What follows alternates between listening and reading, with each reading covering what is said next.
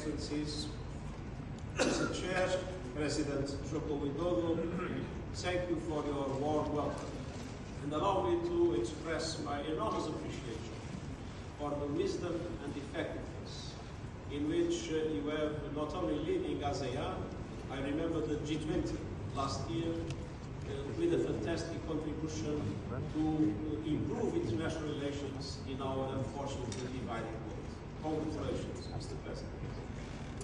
And allow me also to welcome the Prime Minister Xanana Guzmão with the presence of Timor-Leste for the first time as observer in ASEAN.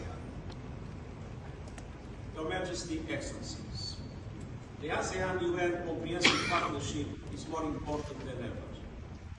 We face tests as far as the eye can see, from the climate emergency to a global cost of living crisis, to raging conflicts, to growing poverty, hunger and inequalities.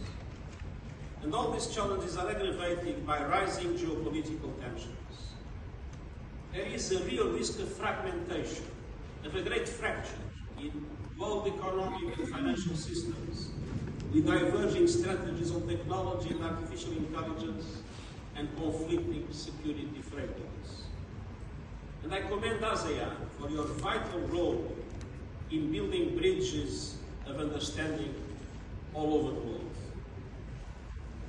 ASEAN has played an extremely important role as a center that convenes all those that unfortunately represent the most dramatic divisions in today's world.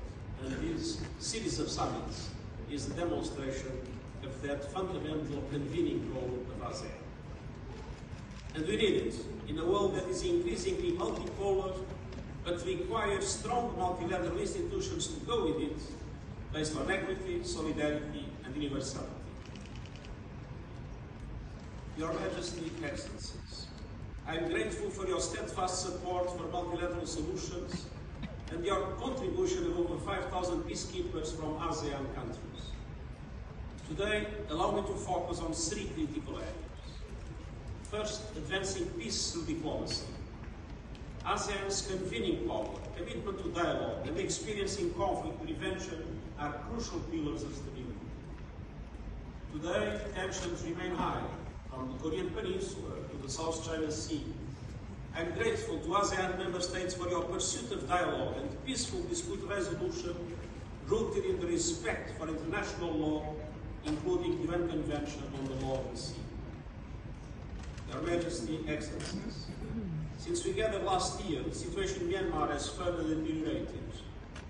Brutal violence, worsening poverty, and systematic repression are crushing hopes for a return to democracy. The conflict is exacerbating existing inequalities and vulnerabilities faced by women and girls, including sexual violence, forced marriage, and human trafficking. More and more people are crossing borders in desperate search for safety and protection, and the situation is untenable. Over 1 million Rohingya remain in Bangladesh, in the world's largest refugee camp. And regrettably, the conditions for their safe, voluntary and dignified return are not yet in sight.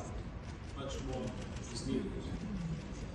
I fully appreciate the principled approach of ASEAN through the 5-point consensus, and I urge all countries to seek a unified strategy towards Myanmar. And I also acknowledge the determined efforts of the chair of ASEAN, Indonesia, to engage all sides of the conflict in political dialogue.